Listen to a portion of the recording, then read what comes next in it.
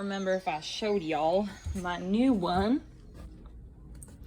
This one is definitely a tribute to acrylic gel medium because I'm just so obsessed with chunky texture. Pretty straightforward, pretty surreal. That is a dude or a person or a being. Kind of looks like Blue from Foster's Home for Imaginary Friends. I did go crazy with the yellow glaze on the sun. You can see the ridges, the kind of texture on the sky. Kind of like, you know, it's like a dark night of the soul. What that feels like, what that looks like, what having layers of a spiritual path is. This is like a mountain, but it's an ocean. Earth and water at the same time. The sky is a very pretty color, inspired by Sanibel's sunset. There's the ground here, the earth. And there's earth here too, like a leaf-like thing. But these strokes were meant to communicate like bats flying out in a scary way, kind of, because the painting is called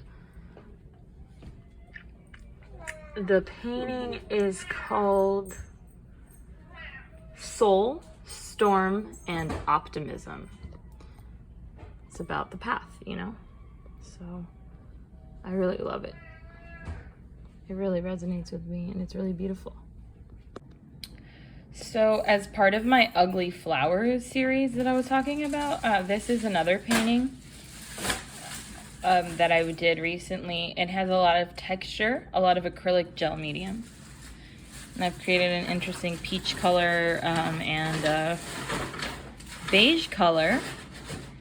I sprayed, sometimes I use powdered eggshells on stuff.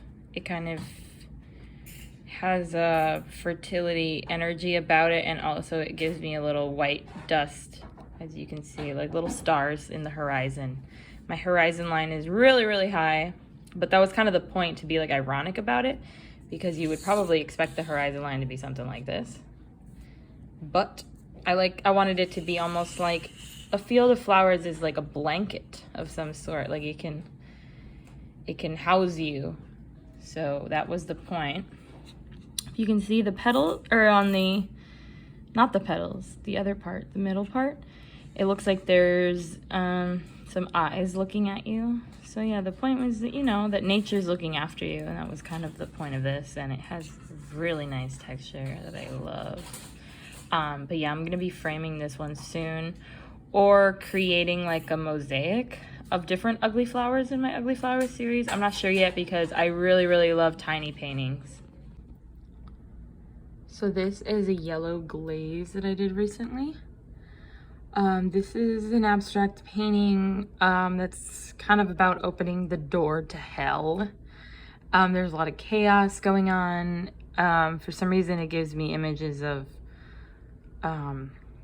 like Norwegian black metal band members burning down churches or something. But I became obsessed with how my boyfriend is an amazing artist, and he teaches me how to do like varnishing and gloss, like glazing. I don't know, it's just really cool now that I know about this stuff, because I did not know.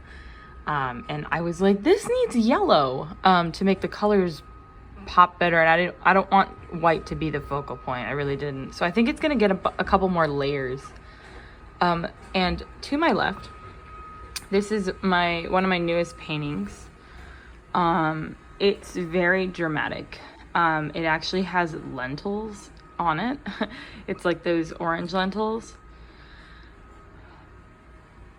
There are eyes. It has an expression. It has a vulnerability to it. Mostly reminds me of like a black box theater drama, perhaps some femininity or some love. But when I was little, I used to create these ugly flowers, as I used to call them. I would just kind of invent flower shapes. And so this is part of like a series, in a way, of all different shapes of what I call ugly flowers. So yeah, that's what's new. Unvarnished. This has a lot of acrylic glue medium on it. I love chunky texture, and I actually just threw some clear nail polish on top just because. So as you can see, there's lots of chunks. The dimension is created just with the brush on the vase. Or the pitcher, my boyfriend said it looked kind of like a pitcher, which it kind of was. It was just something you throw a bunch of ugly flowers in. Also, I'm Colombian, so the colors of the Colombian flag are the primary colors. So that's why I kind of have a theme going lately of the primary colors, because it's kind of like thinking about what it means to be Colombian. And also it just kind of reminds me of the theater for some reason. When you put the primary colors with a black background, it reminds me of being in the black box, of just being naked in front of a bunch of people emotionally. Yeah. So this one is a painting about ass. There's a face, and there's some booty over here. It has feminine themes. I hope that that registers as an eye, and I hope that that registers as a mouth. But there are 2 women spectators, so it's kind of like, I don't know, I was inspired by an orgy, and then it was like a lesbian orgy, and now it's just kind of like maybe being obsessed with one woman who's like a superhero, because it kind of has like a comic book vibe, which sometimes I do.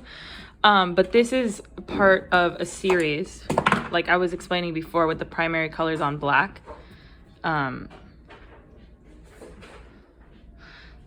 These are unvarnished, so I expect them to look a little bit better once I actually varnish them, because I just finished them. I let them dry, which takes a lot of discipline for me. But yeah, I finally decided on the composition for this one. It took me forever. But yeah, I'm hoping that, you know, it resonates with me. I'm hoping someone else will be able to see what I see, because I don't know if like it necessarily communicates, but I mean, it's abstract art. It's whatever it means to the person. But let me know if you see the ass in the painting. Let me tell you, this boy eats many times a day, but there he is sitting next to his little food place by the laundry machine, sitting like a little chicken bunny waiting for me to feed him.